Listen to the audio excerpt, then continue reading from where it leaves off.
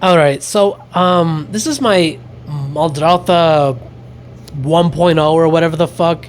I did fuck up at some point. I accidentally left a card that was meant for a +1/+1 counter deck, which I mean, Wise Mothman, in which conveniently or coincidentally I end up in the version 2.0. I put my Wise Mothman, which is a +1/+1 counter deck that I focus instead of milling and whatever rad counters or whatever. I focus on +1/+1 counters. It just Muldrotha is just a really good. I would say like a general, or I wouldn't even say. I mean, I guess it's kind of a generic soul tie. Is that the color like green, black, blue? I don't know if that. I'm pretty sure soul tie. I'm pretty sure. I don't know. But it's a pretty good like. If you have permanents, like a bunch of several different permanents, you can bring them back to the graveyard if they ever get killed, or if you have any sacrifice plan or combo or whatever.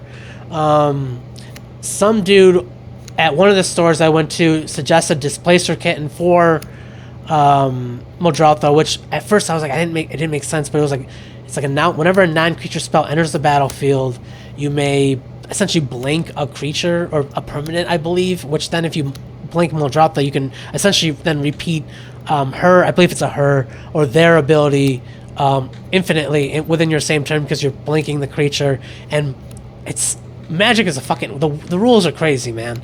So, but then with this deck generally, hold on, let me see if I didn't even fucking press play on that shit. Oh well.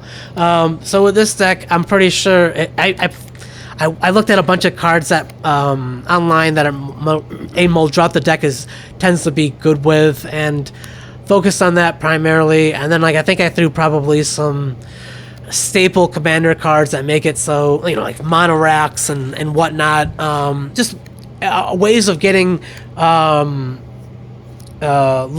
or mana in general as fast as possible, because it's a resource. And I mean, in real life, you know, money is pretty much the thing that, you know, I would say mana is the equivalent, or money is the equivalent to mana, or mana is the equivalent to money. It's kind of the same thing, and in my opinion, but because I mean, the more money that you have, the more spells you can cast per se. I mean, somewhat, but with this game, the beauty of it is you don't need the expensive cards to necessarily win all the time. You can be pretty fierce if you know, if you're willing to indulge in the commons and uncommons.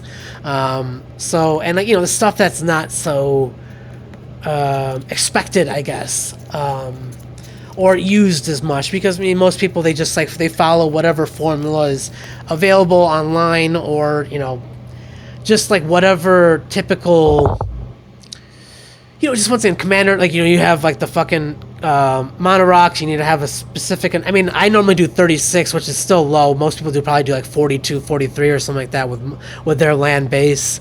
So I mean that, but like once again, like when I do 36 lands, I have 64 cards to choose from.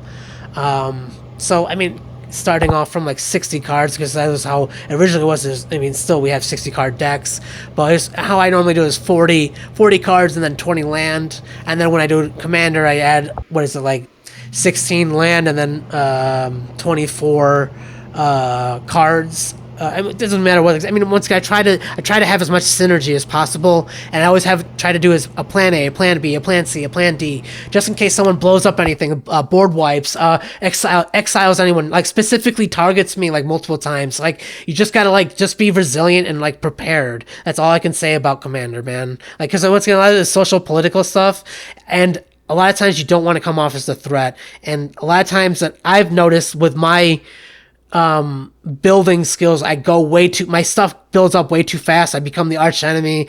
People fucking put out my fire, and it's too hard to rebuild. And I mean, that's what I can assume. But, and especially with CEDH, a lot of my stuff isn't even CEDH level. There's a lot of obviously staple stuff. I mean, if you're willing to go into that level of stuff, I feel like you'd have to like study a lot of that stuff and just see what is already popular and what is already, you know, very powerful, the most powerful, etc., to get out like as fast as possible, you know, because that stuff is about like trying to get like turn one wins or whatever, if that's even possible.